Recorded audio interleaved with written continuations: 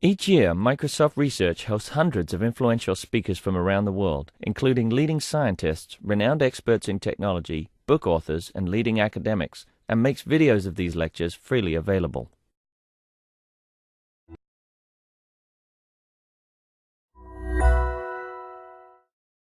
Good evening, gentlemen. Thank you very much for coming to our lecture, What's Hot in Seattle section. And I would like to really thank you to be here tonight. And I hope you will have a very fruitful evening. I want to especially thanks to Li Den, who organized this lecture, and Dr. Rico Mava, and he is so good sponsor of all the Seattle section events, and so we grateful you are all here. I'd like to introduce Dr. Professor Atlas, and he is our he's an IEEE fellow and has been chairs of many conference and being the professor and doing fantastic work, very well respected in the whole field of signal processing. And let's welcome Dr. Professor Atlas. Thanks. Well, thank you all for coming. I've got a title here which is a little bit ambitious, but you know, if you think of what things will be like 100 years from now, you know we're going to have fresh ideas. And my claim is that it's up to us to generate them. And this work has been funded by a few places, Naval Office of Naval Research, Army Research Office, and several other places, in particular Coulter Foundation for some of the later work I'm going to be talking about. And those of you who have seen me speak in the last 5 years, you're going to see some stuff that I start with, the background, which is vocoding speech and the notion of an envelope. It's an old idea. It's an old idea that was initially put together in a way that was kind of ad hoc, and it was defined by the signal processing operations instead of what was really in the signal. And so I'm going to talk about what's okay with it, what's great about it, what's wrong with it, and then I'm going to do some demonstrations. And these will again be they're neat demos, but they're not that new. But then I'm going to come up with potentially a new model, and we're going to use it in a way that's going to impact, for example, what people hear when they're deaf and have a cochlear implant. And over the next 5 years, we're going to be rolling out a new version of cochlear implant coding, new software update. And I'll be talking about why that is with reference to a recent 2 week ago NPR story. And so the basic idea of an envelope, and a signal envelope, this is a one-dimensional time signal.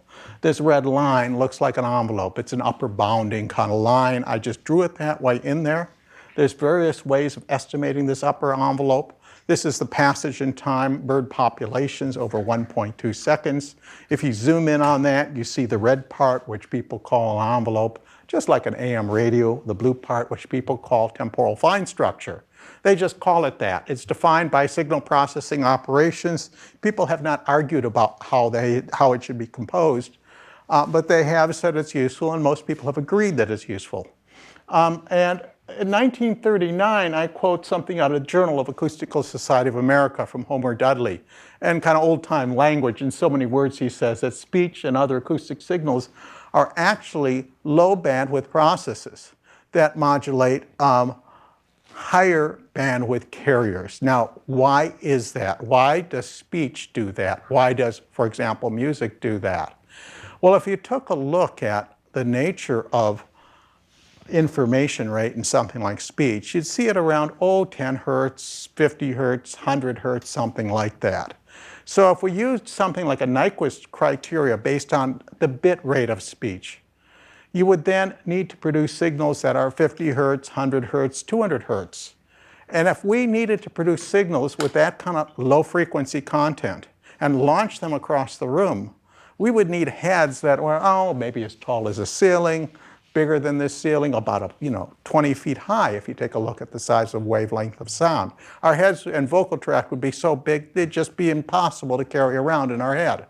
So the idea that evolution gave us by trial and error, I guess, to form speech was to modulate higher frequency information up around, well, maybe 80 hertz up to 8 or 10 kilohertz, which are the resonance range of our vocal tract and other associated articulators going on in our glottis and so on. So we don't generate signals that are down at 40 hertz or 20 hertz or 4 hertz when we modulate speech. That red envelope, this red envelope is going about 2 hertz up to about 16 or 20 hertz.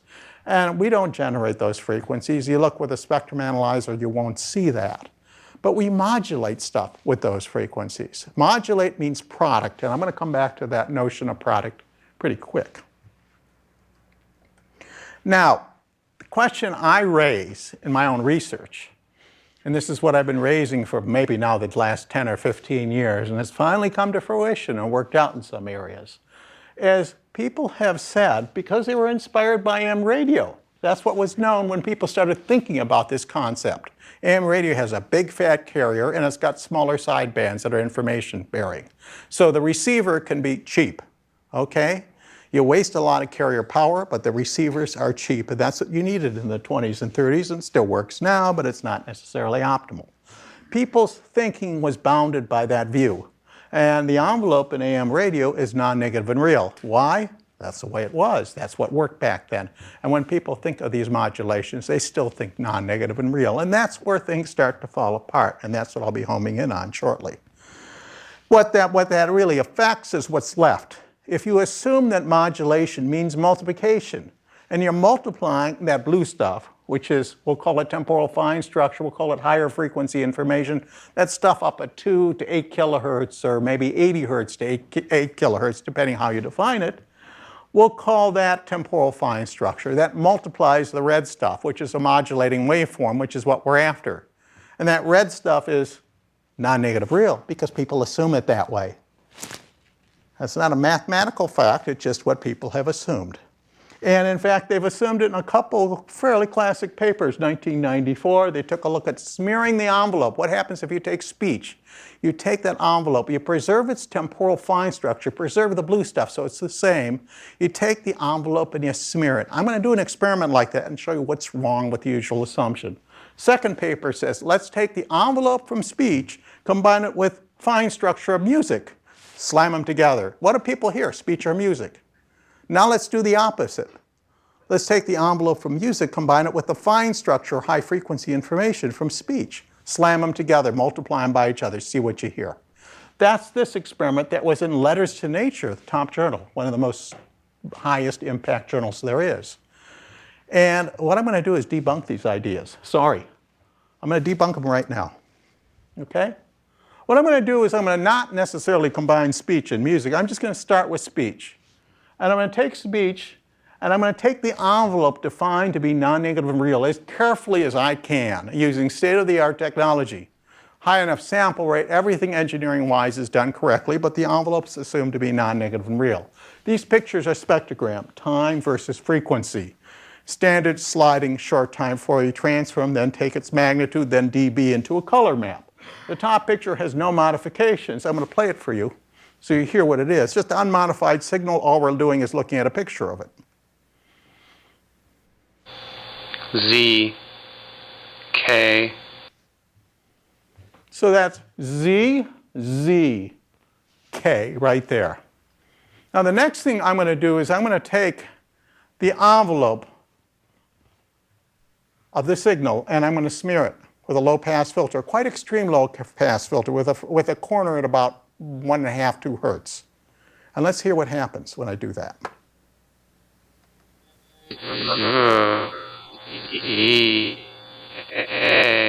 There's actually 3 tokens in that example that I just played. I'll play it for you again, but I'll warn you what you're hearing. When you smear an envelope, what you should be doing is stretching these things out. So it sounds like you're taking someone's vocal tract and doing that to it. You kind of hear that a little bit. You also hear a buzzy sound. Okay, and you also hear an echoey sound. So let's listen again. Smearing like that. Buzzy and echoey. Let me play it. And I'm going to explain the buzzy and the echoiness shortly.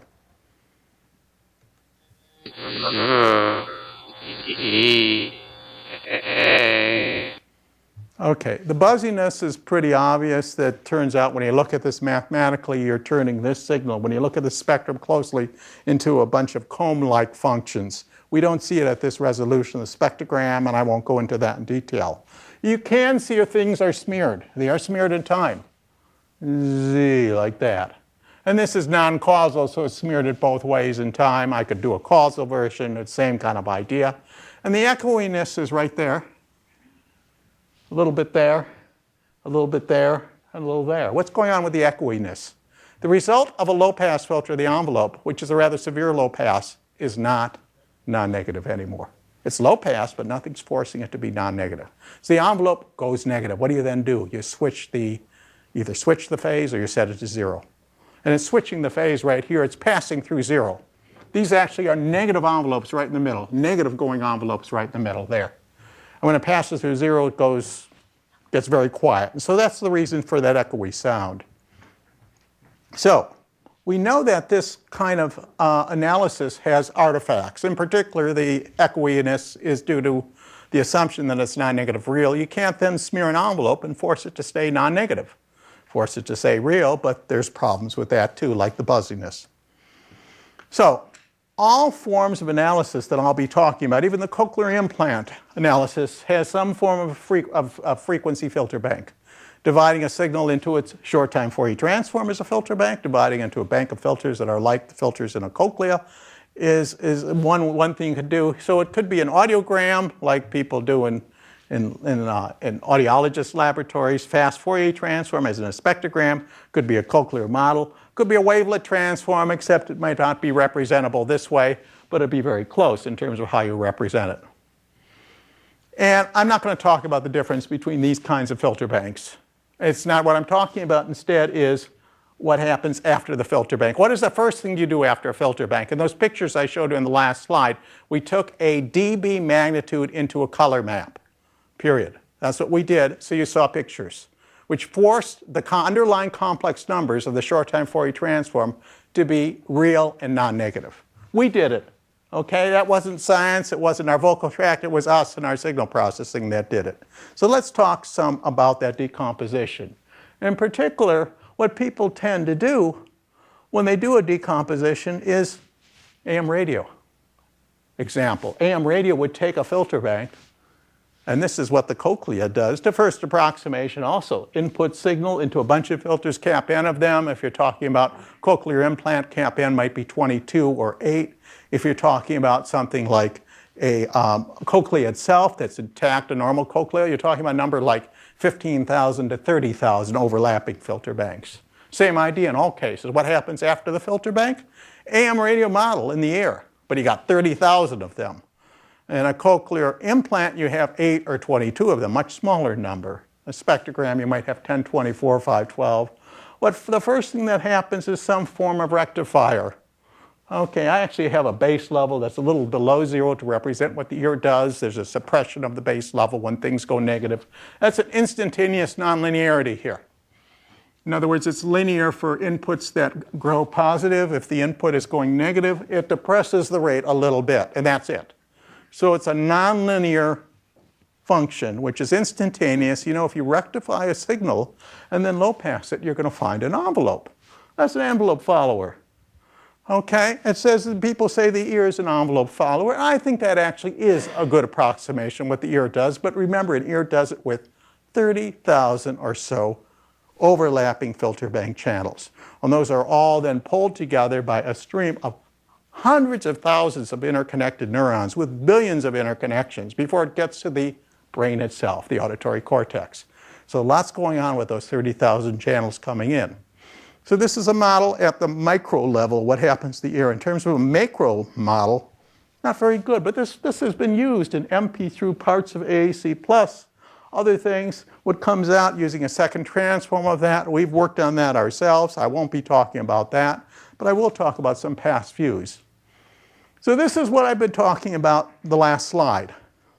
Simplest way to look at modulation or envelope is to take rectification and follow it by a low-pass filter, AM radio detector.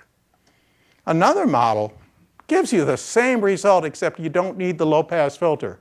What it does, it splits the spectrum into positive and negative half by finding an analytic signal, okay? Uses a Hilbert transform to do that. Set all negative frequencies to 0, keep positive frequencies untouched. That means the signal's complex, has a magnitude and a phase. So when people talk about the magnitude being an envelope, it is the same thing as that low-pass envelope, okay? When you use it, and the details have to do with how you implement the Hilbert transform versus the low-pass filter. Other than that, it's the same concept. But when you use this kind of processing, you also have, remember those blue lines at higher frequency that I call temporal fine structure? You take this term, this phase angle, and take the angle itself, maybe differentiate it if you're brave, or take its cosine. And that's called temporal fine structure Hilbert phase. It's a nasty thing to deal with. But that's science, letters to science paper, used it. When they combined the fine structure from music with envelope from speech and vice versa, they were using that part, that phase, the cosine actually. And these approaches are often called vocoding, and what's implicitly assumed? There it is. What is everyone assuming when they're doing this? They're assuming a product. There's capital N different filter banks. In the ear, capital N's 30,000. In a cochlear implant, it's 8 or 22. In a standard speech experiment, it might be 4, it might be 16, it might be 1024. Some number that the designer chooses. Then you have a modulating envelope, which is a function of whichever subband. This is the processing that happens outside. It's not the processing, it's the model. You assume a model which is an envelope times multiplying a carrier, a higher frequency carrier. That's what people are implicitly assuming. Now, it's the constraints you put on M and the constraints you put on C that matter a whole lot. And why are people assuming that M is non-negative and real? Well, because of AM radio. That's the reason why. And of course, we're going to deviate from that. In fact, if you just start with this equation right here, from 1963, 1964, Al Oppenheim, before he did deconvolution, did demultiplication. Okay? Homomorphic demultiplication. Worked with that. There was a paper with Tom Stockham, 1963, with Al Oppenheim, 64, Stockham, and Al Oppenheim. They did homomorphic demultiplication before they did homomorphic deconvolution. And it was so hard to do, okay? Really hard to do because you have things passing through 0 and you got to take a log, and they go negative, you have to take a log, all kinds of reasons. It was too hard to do. So he instead applied it to convolution. That worked pretty well. That's what his PhD dissertation was on. He pretty much started his career based on that. But in that case, he gave up with the multiplication. And it's a hard problem because it's ill-posed. Okay, ill-posed doesn't mean it's not solvable. It means you can use some optimization technique. And other people have done that. Malcolm Slaney with Greg Sell, colleagues of mine. A few people at Cambridge have done this with considering an optimization technique where they put down constraints. But fundamentally, you can't find unique MN and given ST. You know, 6 is equal to 2 times 3, but 6 is equal to 6 times 1 also. Okay, or 3 times 2. So there isn't a unique solution for M and C given S is a fundamental problem. Do you mind if I ask a question? Please. So, but if you had some, as you said, if you had some assumptions on the Cs, for example, if Cs are roughly sinusoidal or close to Narrow band, yes. narrow band, Yes. and if you're willing to do synchronous demodulation, Yes. then you don't need to constrain the modulation to be positive, right? The modulation could be negative and it could easily detect. In fact, it'll be complex. Right. It Yes. could even be complex. Yes, in general it will be. But I think what you're saying is that because we keep thinking about AM and simple rectifying, that's what motivates us, but there's no need to actually restrict that. People have defined the decomposition based on how it was implemented in the first place, which is an AM radio model, and they've stuck with that. And that's all I'm arguing is get out of that box a little bit, okay? And so what you're saying is constrain the C to be narrow band. It's very close to constraint I'm going to make.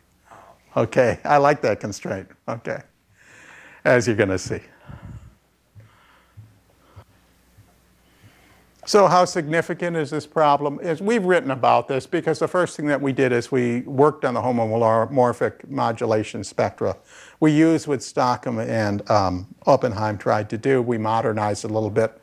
And what we found when we did that, this is a theoretical proof where we showed that in general this constrained problem is not one where the modulator has to be non-negative and real. That under very general assumptions, the modulator in fact is complex. And that has to do with spectral symmetries, about midpoints of narrowband assumptions, make a narrowband assumption about the carrier, what's the symmetry of what remains around it. There's nothing that forces it to be Hermitian symmetric in frequency. That's really what we showed in general. And for a product model, coherent and band-limited carrier is needed.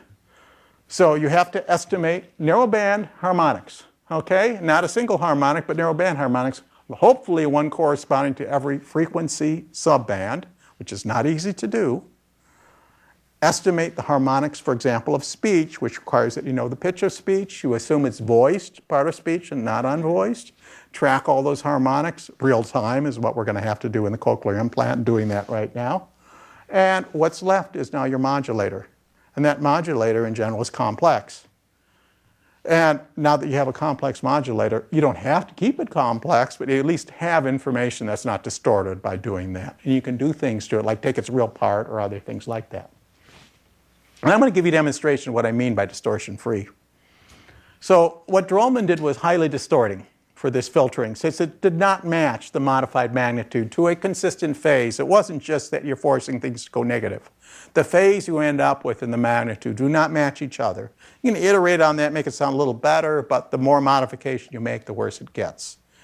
And the Smith paper, instead of using a rectifier low-pass filter, used a Hilbert phase, used the Hilbert transform to find an analytic signal that seemed more sophisticated, fancier sounding terminology, a little more complicated code, but the underlying concept of a non-negative real envelope was still there and still assumed. And both are similar, along with most. And they have the same severe problems with their definition of what's left, that temporal fine structure. So, what's wrong with the usual vote coding? And this was actually, the first person to mention it was not Homer Dudley. If you take a look at Helmholtz, the person who discovered the fact that the ear does a Fourier transform and wrote a book about it. And if you look at the English translation of Helmholtz's book, he talks about this same problem. He says, beware. If you have two tones beating with each other, the envelope goes negative, he said. I read that and I said, oh my God, people miss this. Because they assumed AM model where the envelope stays only positive. So Helmholtz predicted there'd be a problem, and a few other people over the years did. Lofty-Zada did, Tom Kailath did, a few others like that. So I can show you an example right now. These are now subbands that are spaced like an auditory filter bank. This is not a representation of the auditory system because it's not dense enough in frequency sampling, but it's close to what the ear does in terms of spacing and close in bandwidth. What's significant is that's a single speech input, and you can see how it's broken up. The unvoiced portion of speech corresponds now to higher frequencies. I think this is the word she. And the sh sound is up at higher frequencies. Lower frequencies, you lose it. And the E sound shows up at lower frequencies from 100 hertz up to 1250 hertz and then drops off at higher frequencies. So the voice part is lower frequency. The unvoiced sh part is up at higher frequency. That's all well known, but the red part is what I drew in. And I didn't draw that in. That's actually found by a Hilbert envelope, the red part in this one. And this is the first hint there's a problem. Let's zoom in on this part right here. Let's take just this portion of the voiced part of speech, and let's zoom in on it. There it is. And there's the envelope found by the Hilbert envelope, non-negative real. You can see what's happening. And that's not what Helmholtz would have said should happen. That's not what happens if you have two tones beating with each other. What happens if you have two tones beating with each other? It goes positive, then negative, positive, then negative. You just work out the math. If you work out the math, the envelope's going to do this. There it is, right out of Helmholtz, 1864. And so if you assume the red is the correct solution, it's wrong. It doesn't match what Helmholtz said things should do. It doesn't match a model of two tones that are beating with each other. It matches two tones beating with each other with a big fat carrier in between, the AM radio model. But that's not what's going on in these subbands. And this is natural speech. Okay? This is not anything synthetic. So real speech should go negative in terms of its envelope. So let's make use of this and come up with a representation that's distortion-free in terms of modifying the modulations. What I'm going to do is I'm going to use a more careful way of pulling the fine structure of carrier and the envelopes apart. Then I'm going to do that with speech. I'm going to pull it apart, and then I'm going to put it together, back together, piece by piece, harmonic by harmonic, build it up, and you hear what happens. And then I'm going to go ahead and modify the speech by modifying the envelope and the fine structure, that carrier stuff, independently, and we'll hear what happens when you do it right. And then I'll go back to the original assumption, which is non-negative real envelope, and do the same operation. Of course, it won't sound as good. It won't even be close. And then we'll finish with some applications. So let's take a look at just some speech I'm going to play with, unprocessed speech to begin with. Bird populations. Okay. This is a spectrogram where this dimension's time, this dimension's frequency. You can see clear harmonics in this portion. I've only got a range of 3 kilohertz so you can see the harmonics clearly. There's frequency content that goes up higher than 3 kilohertz in the signal you heard, but I'm really stressing the lower frequencies. I've got no preemphasis to bring out the high frequencies, and I'm only doing this so you can see how clear these harmonics are in this high SNR example. So those discrete frequency just because when we do the sampling, that or is really our vocal has that kind of discrete performance? Yes, the nature of our speech is one where it is a harmonic series because it's almost periodic. So this is, for example, this first word is bird populations, bird right here. That's got a periodic signal, almost exactly periodic. I feel vibrations in my glottis, bird, when I say that, the sound. And the pitch of that sound is about, female speaker, about 210 hertz. But this is not exactly flat. It's got a tilt to it. And then it moves down here and it moves down there. So it's not exactly periodic, but it's almost periodic. So it's almost a flat line. I think we'll force it to be periodic later. You'll hear what happens. And because it's not a pure sinusoid for that sound, it's got a first overtone, second, third, or partials if they were music. You've got all those harmonics that are tilted at increasing slope as a function of which harmonic it is. So voice speech is like this. Musical instruments that are sonorant instruments are like this also. Yes? Maybe it's outside of this. No worries. Microsoft have this translation language of real time. Yes. But retain the person's voice. Yes. So the retaining of that person's voice is which part on this program, on this chart is what, lower one frequency or higher, or it's a shake, or what is? Well, I can tell you, I can answer one, I can give you one quick answer that won't answer the whole, it won't be the whole story. But the fundamental frequency, which is this frequency right here, that's a female speaker, okay? And if it was a male speaker, that would drop down by about, it'd be about 2/3 as high. Okay, if it was a child speaker, it could be a little bit or a lot higher. Quite a bit higher for some children who are really young. So the fundamental frequency, that lowest line, its height is a function of whether it's male, female, or a bass male would be really low. But there's so many other attributes, gosh, you know, this is only a small part of it. In fact, let's go ahead and estimate what that pitch is, okay? If we do that, the fundamental frequency, it's a step to be able to pull out this envelope in a correct way, using a product model more carefully. And I'm going to, before I start into this, I'm going to make a narrowband assumption like Rico Malvar suggested. And that narrowband assumption is going to be severe, because I'm going to say the signal has no harmonics, so it only has a fundamental frequency. So just to start, I'm going to say this fundamental frequency, I'm going to estimate. Okay, I shouldn't have said this about 6, 7, 8 years ago when we first were doing this, because now we got to do this real time and accurately, and plus 5 dB SNR for the cochlear implant. It's hard, okay? We're getting there, but it's hard. So it turns out this is a useful thing to do. I never thought estimating pitch is what this is would come back to haunt me, but when you do, and you do it in high SNR, we had a system that did it well, and this is what it sounds like for the same passage. What you just heard on the last slide, the bird populations, if you only listen to the pitch, that's it, fundamental frequency only.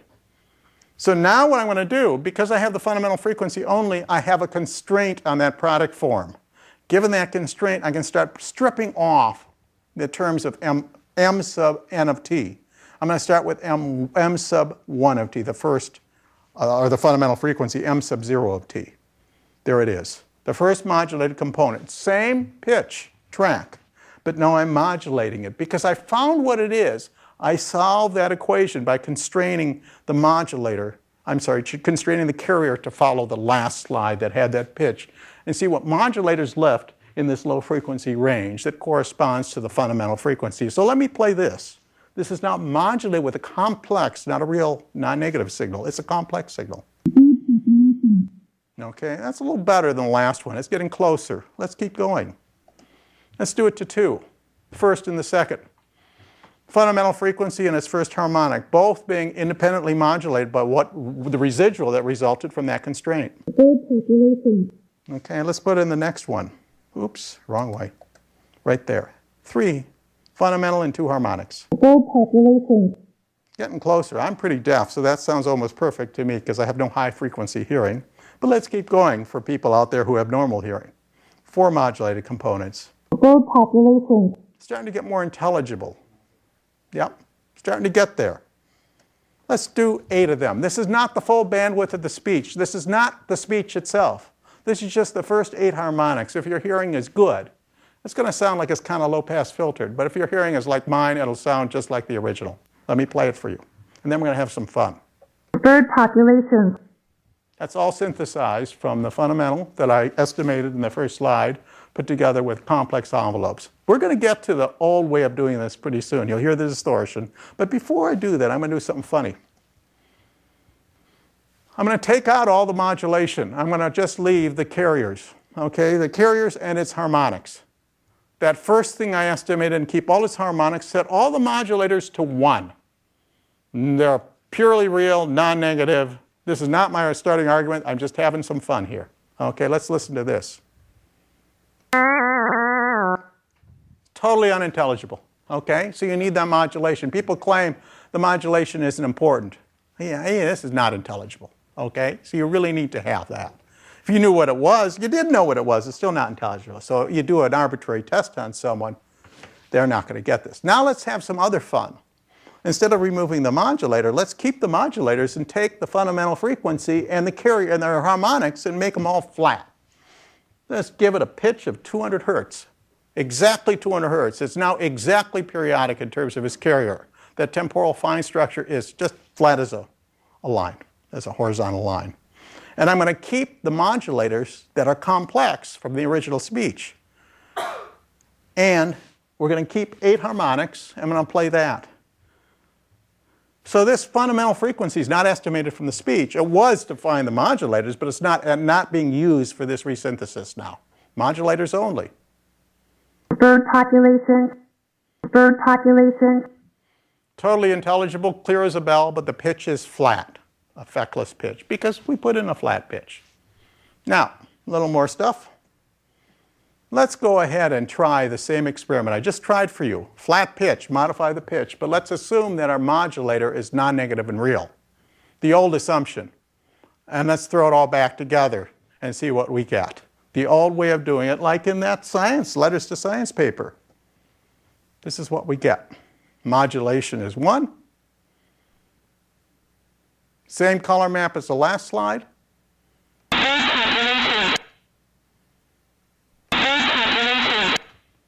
It's almost totally distorted.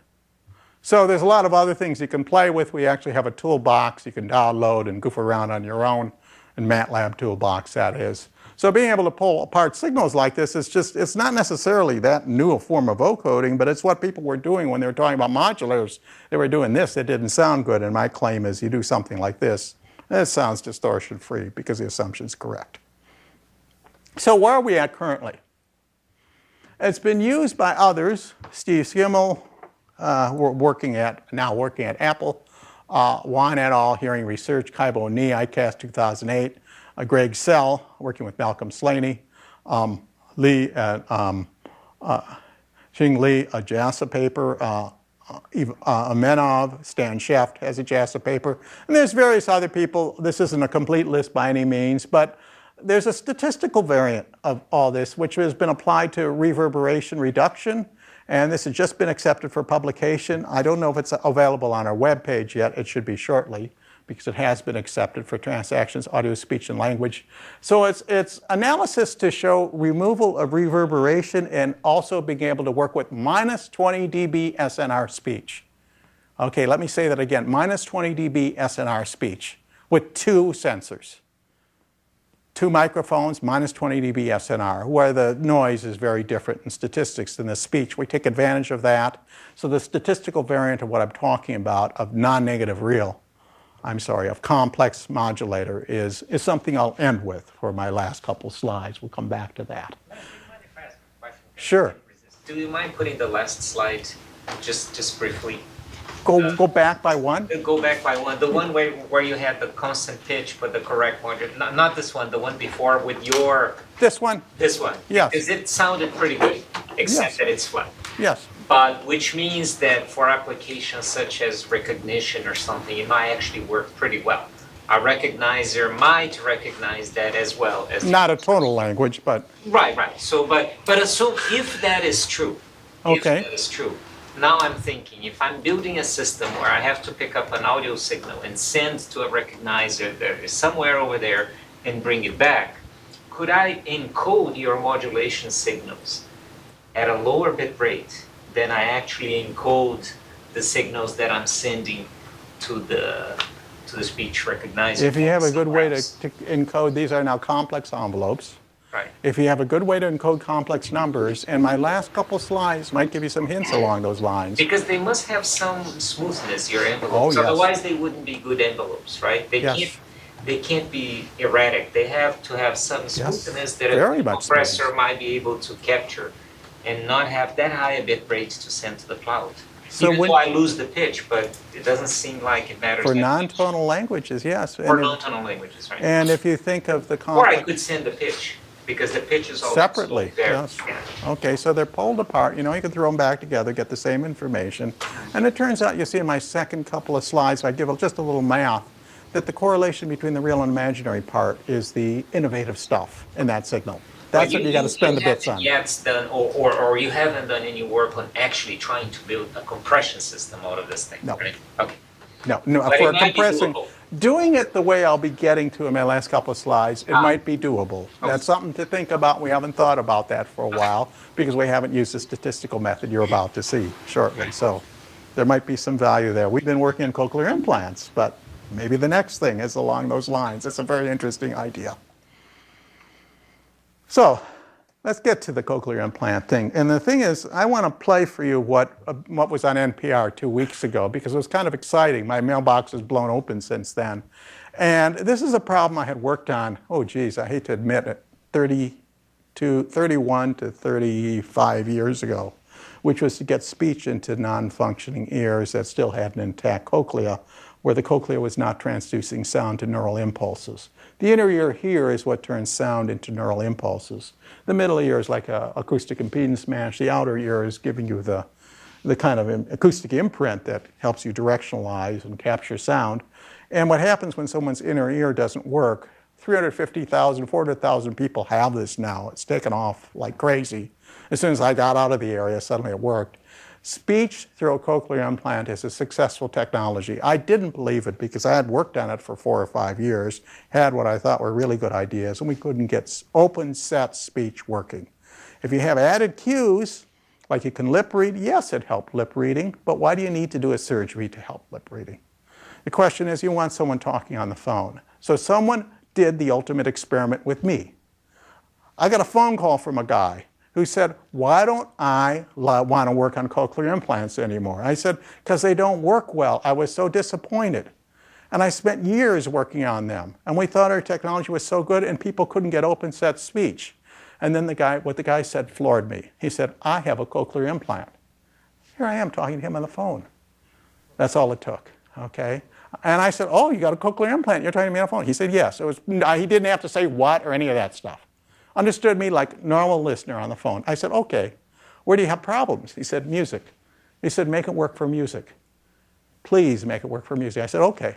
That was a few years ago. So that's what we're going to get into now, is making it work for music, which is going to make use of these ideas. So what I'm going to play for you, appeared, the publication on this, I'm not going to go into all the details, but the publication on this appeared in July 2013. The basic idea has been refined since.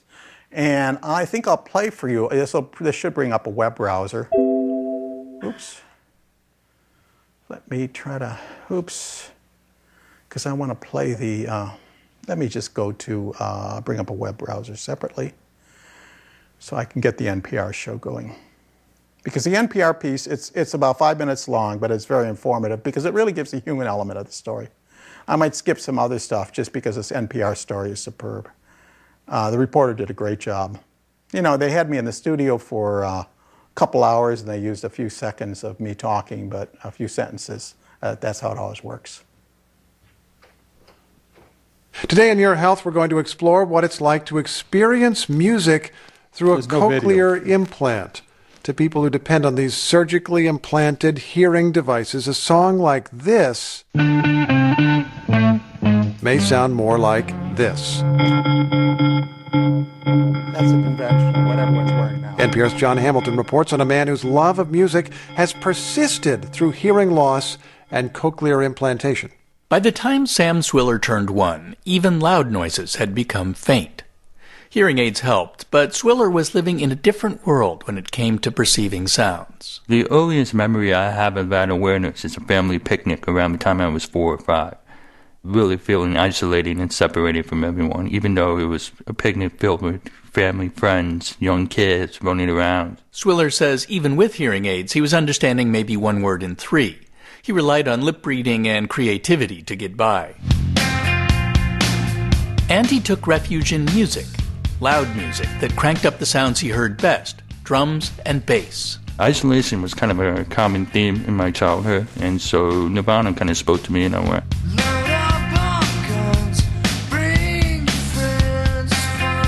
But Swiller had no idea what the lyrics were saying until MTV started closed captioning its music videos. He says it didn't matter. I just love music, and not just the sound of music, but the whole theory of music, the energy that's created, the connection between a band and the audience, and just the whole idea of just rocking out. Swiller kept rocking through high school and college. Then, in his late 20s, the hearing he had left pretty much vanished. So, in 2005, he swapped his hearing aids for a cochlear implant. One part of the device is implanted under the skin behind the ear. It receives information from a microphone and processor that are worn like a traditional hearing aid. When a doctor switched it on for the first time, Swiller wasn't prepared for the way people would sound. I remember sitting in a room and thinking everyone was a digital version of themselves. The voices seemed artificial, high-pitched, and harsh, and he couldn't figure out what people were saying. You're basically remapping the audio world. And so your brain is understanding, okay, I understand this is a language, but I need to figure out how to interpret this language. Which he did over the next few months. And he started listening to music again. But through the implant, Nirvana was less appealing. So I was kind of getting pushed away from sounds that I used to love, but also being more attracted to sounds that I never really appreciated before. A juxtaposition. I started to like a lot more folk music and a lot more vocals. So, like Bjork is a good example. A cochlear implant isn't just a fancy hearing aid. Jessica Phillips-Silver, a neuroscience researcher at Georgetown University, says the devices work in very different ways. The hearing aid is really just an amplifier. The cochlear implant is actually bypassing the damaged part of the ear and delivering electrical impulses directly to the auditory nerve. The brain has to learn how to interpret these impulses, and every brain does that a bit differently. Philip Silver says another factor is that implants simply ignore some of the sound information in music. She showed how this affects listening in an experiment that involved people with cochlear implants responding to some dance music. It was called Suavemente by Elvis Crespo. It's one that's heard commonly in the clubs, and it gets people going. At first, people with implants responded just like other people. They began moving in time with the music. But which sounds were they responding to? There is a lot going on. There's a lot of different instrument sounds. There's a vocal line. There's a great range of frequencies. It's fairly intricate music. So Philip Silver had participants listen to several stripped-down versions of Suavemente. When the volunteers heard this drum tone version, they had no trouble keeping the beat. But when they heard this piano version, they had a lot of trouble. Philip Silver says that's because what a cochlear implant does really well is transmit the information needed to understand speech. Where it is somewhat lacking is more in relating information about pitch and timbre. So, for example, being able to tell the difference between notes that are close together on a keyboard or being able to tell the difference between two similar instruments. Other scientists are trying to make those things possible. Les Atlas is a professor of electrical engineering at the University of Washington. There is no easy way to encode pitch as an electrical stimulation pattern. That's problem number one. Problem number two is to be able to do that in real time. That means as the music is coming out. It's a difficult problem. As a result, even the newest cochlear implants provide very little information about pitch. Take a simple tune on a piano. Through an implant, it may sound more like this simulation. So Atlas and other researchers are working on software that allows implants to convey more information. It explicitly looks for the tonality in the music and uses it in how things are encoded. Instead of this, the implant sends a more complicated signal that allows the brain to decode information about pitch. And lo and behold, the results we get now on the few people we've tested is that they do get better music cues. They can hear, not perfectly, but much better, the difference between musical instruments. The richness of their experience when they listen to music has increased. Atlas says the extra information also should help people with implants who need to understand highly tonal languages like Chinese and Vietnamese. Even with technical improvements, the experience of hearing the world through a cochlear implant will still be different. But Sam Swiller, who's had his implant for a decade now, says he's okay with that. All of our senses give us the ability to experience very different worlds. And even though we're walking side by side, we're experiencing a very different street, a very different day, very different colors. And so when we truly engage each other, we get to experience a little bit of each other's world, and that's where I think real creativity happens. John Hamilton, NPR News.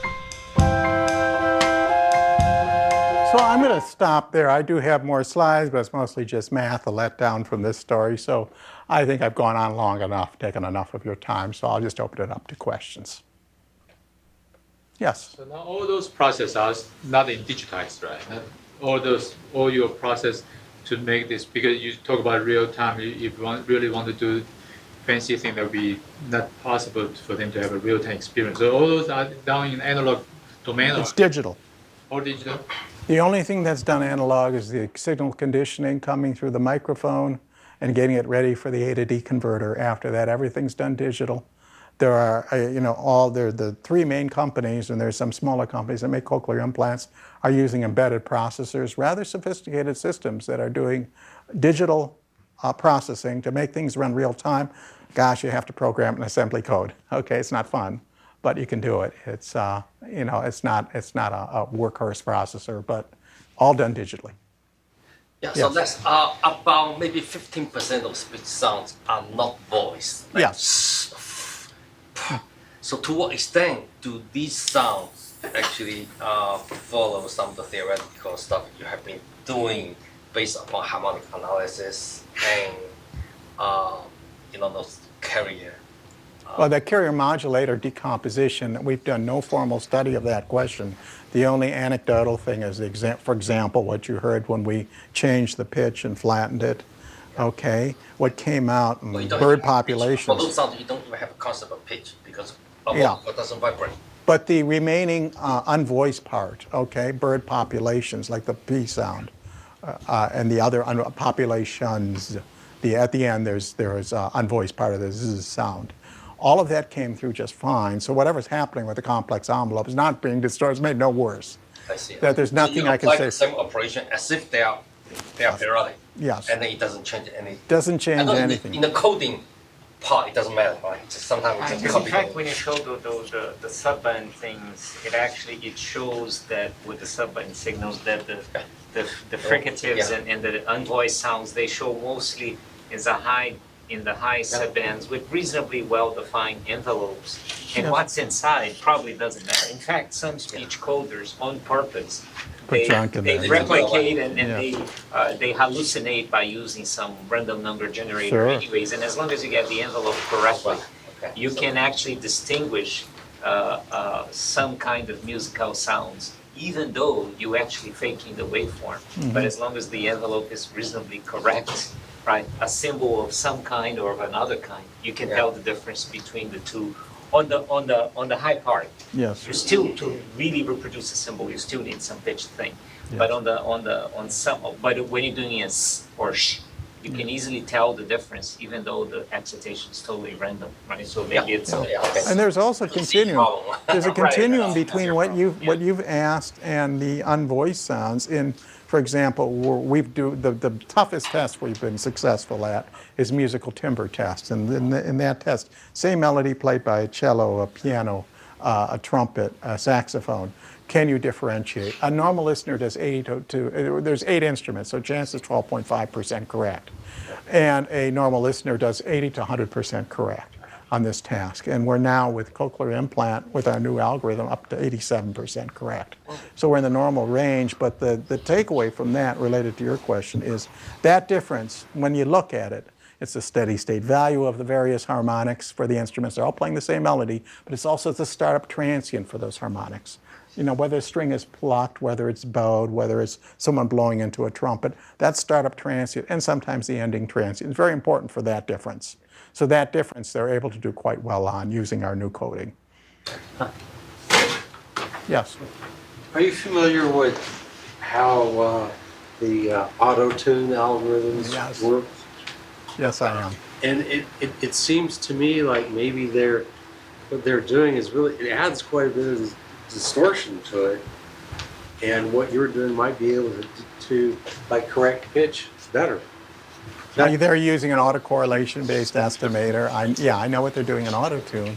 There are some people who really don't like auto-tune musically. Okay, yeah, sure. So there's a danger in going into that turf right now, even if you make it sound better.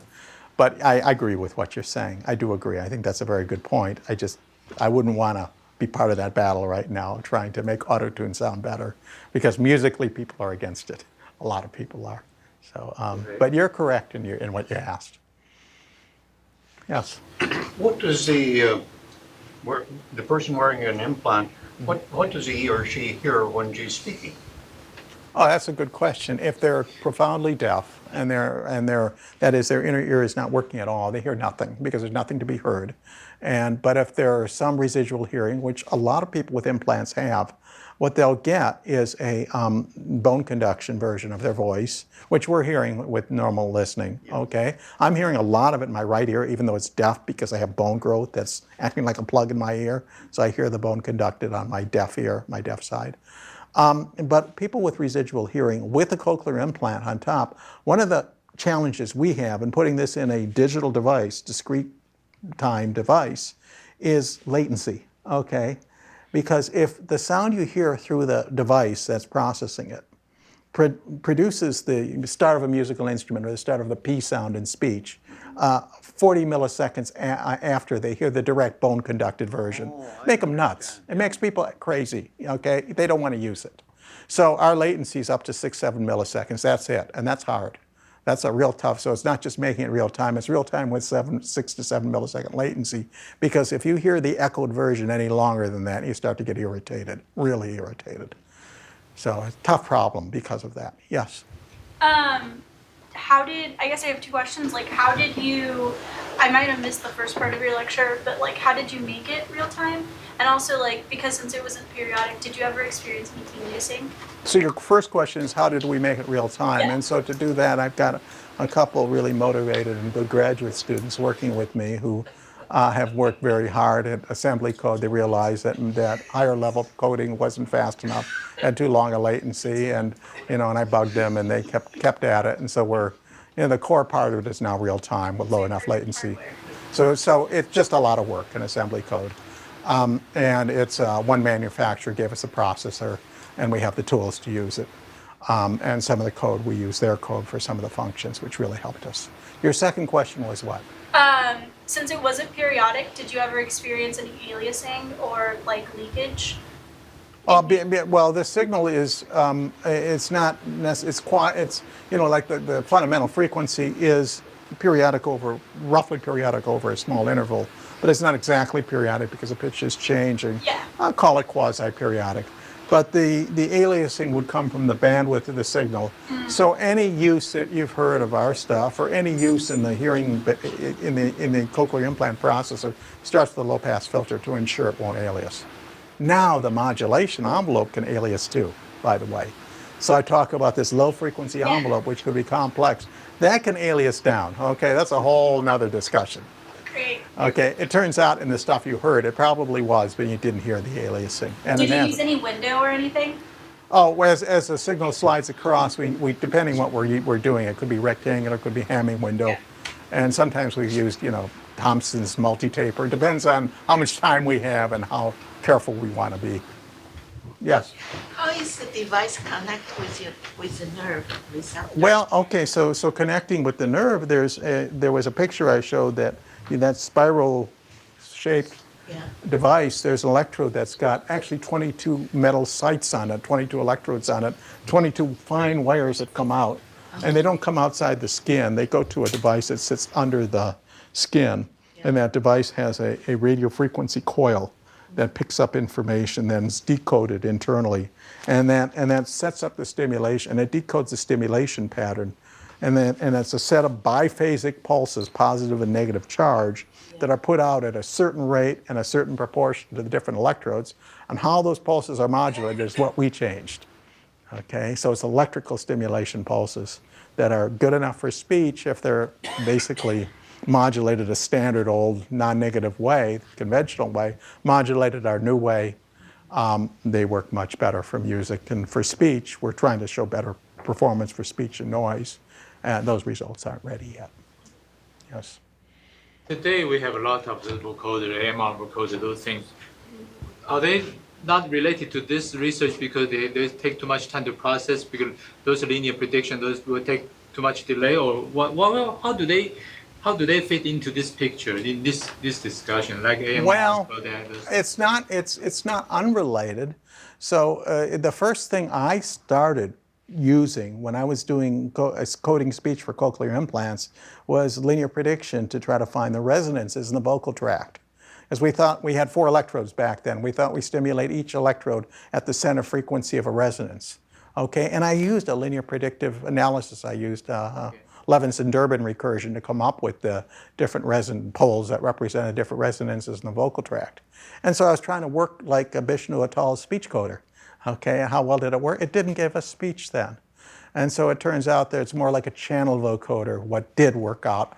I only had 4 electrodes. Now they have 22, which is better, more precise resolution and frequency. With 22 electrodes in a channel vocoder, simple channel vocoder, that's what's used to get intelligible speech, but it doesn't get music, which is the problem we worked on. Now, Bell started with a channel vocoder with the phone, and it broke, and then the phone worked. So channel vocoders have been around a long time. Other questions? Yeah, so I want to hear your comments on something that Rico raised earlier on. Yes. Namely, if you look at what kind of process you can do to preserve intelligibility, for example, you might actually make that information to help you to do better recognition, because whatever information you preserve for intelligibility, you keep, otherwise you can throw away. Right? So now I want to hear your comment about this. Unfortunately, the current trend for the whole field is such that you don't even do any of those. You just feed the raw information there, doing nothing about this, just learn everything from the signal and the labels. Yes, it's easier, right?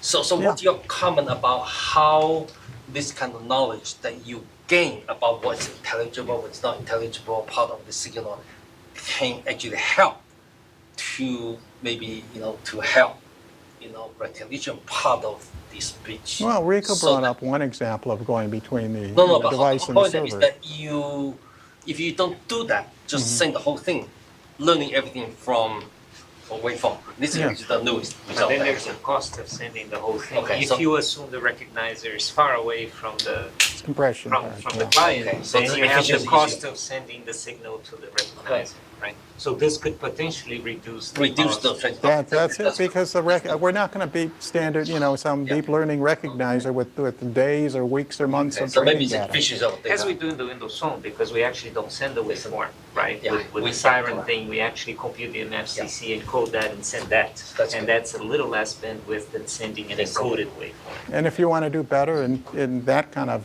approach where you've got data and labels and loads of data and loads of labels, and you want to learn a little faster and do a little better, well, you have me give a different talk on active learning or something. It's not related to this. Because cochlear implants, you can't do deep. Well, the brain is doing deep learning already. So we are working with a deep learner, but we've got something where we can't put the raw input in anymore. That's good. That is, they reduce the bit rate so that communication-wise is more efficient. We haven't tried that. I can't claim it yet, but it's something to look at. It's a good comment. It's more interesting to flip this question. So technically, most of the speech recognizers today use MFCCs. Yes. Which is the rectified logarithm version as a It's feature close, set. yeah, it's quite close, yes. What if they if use this you instead? feed this, the complex envelope, as a feature set to the DNL speech recognizer? Can we get a little bit better recognition? In more noisy conditions when you can get rid You of have to ask to get that, at least the way we're talking about it now, to be able to get the complex estimate. We're far up the curve in statistical estimates now. It's my last few slides, which I didn't show. So we probably could work in something like +5 dB SNR to be able to do this. But still, it's, in the presence of noise, being able to estimate this complex envelope, the actual phase angle is going to be sensitive to that noise. But the correlation between the real and imaginary part, which people haven't looked at, is important for what you heard. And it is important what we're doing here. And it's a little bit of extra information because usually you assume the real and imaginary part are just uncorrelated. It's a Gaussian, which is round. It's not ellipsoidal if it's a Gaussian assumption. Assume it's ellipsoidal where the real and imaginary part, there's a little correlation between them. Then you get something interesting, a new feature. That's a new feature that could be used. That's maybe there's a Mel frequency Kepstrel coefficient version of that feature that could be useful. Haven't tried that. That's an interesting thought. And finally, just by reading your first few slides, there was a very nice diagram about hair cell rectification, right? To really make me really look at this. I said, wow, this is the right neuron that everybody should use, neural network. Indeed, this is one of the major improvement for entire neural net community for the last few years. They just simply replace that sigmoid function by this. Yeah, by the rectified, so yes. this biological type of neuron really Yes. is a Yeah, why sigmoidal? There's nothing magical about sigmoid. Yeah. And on the other hand, now people everywhere they use this now, right? Then maybe according to biology, maybe the only first layers use this. Everything else you use the same thing. Everything else that maybe. But you also notice it wasn't a perfect rectifier. What I made sure is when it's negative, it's not zero. It's a slightly, the resting rate is slightly depressed when it's negative. So that might have a role and might just be there for artifact reason. Other questions? Yes, you have one. So, I'm thinking about the math and what you're talking about and so on, and wanting to apply it to something totally different. Yes. Namely, switch mode power supplies. Okay. Which have, depending upon whether they're hard switched or resonant, they could have a fixed frequency or a variable frequency, and you've got envelope modulation, and you're trying to understand how things propagate so you can look at feedback gain analysis. And I'm thinking of a paper that was looking at the real and complex parts of the modulation and how that was something that had been overlooked by people who were just trying to do this envelope Yes, stuff. that's the very same thing, yes. And it yielded very good results. It's the same concept, and if you take a look at one of our recent papers, not on cochlear implants, but on sonar, we extend coherence duration. And we're using that. We're taking a look at the real and imaginary part of a complex process to do that. And we're warping it in such a way that we can get longer windows and make better, higher SNR estimates of things.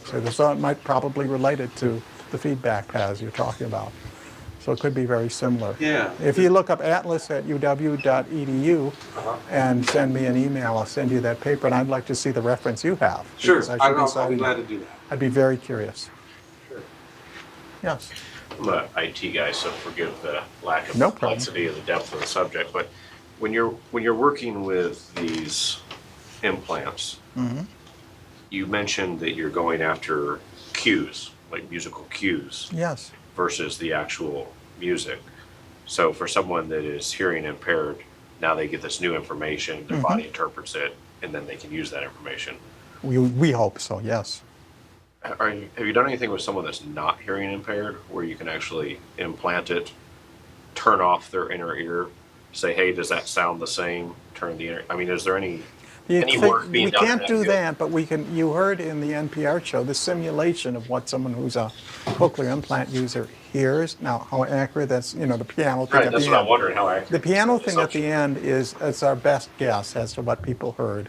And it did duplicate some things that are probably quite accurate, like the interval between the piano frequencies is not preserved, but you can hear them change at least. And the piano sounds different than a trumpet. We didn't play that simulation, but if I did play that, and if they play that on NPR, you'd hear a piano, you'd hear a cello, you'd hear a violin. They'd all sound like the right instrument. The melody they're playing, the interval for, from middle C up to D, up to F, and so on, the intervals would be off. There's no reason they are going to be accurate because the placement of frequency is unknown.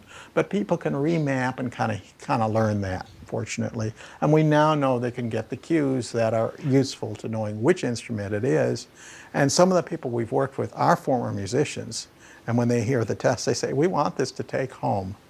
Because even, learning speech, and until someone gets what's called clinical processor that they can wear home, they really don't learn speech with a cochlear implant until it's been a few weeks, or a few months, or sometimes just a few days.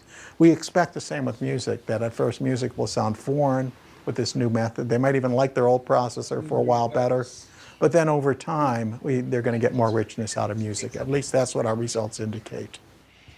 And we won't know until next year or so we're going to be determining that with a take-home processor. Okay? Okay, thank you very much.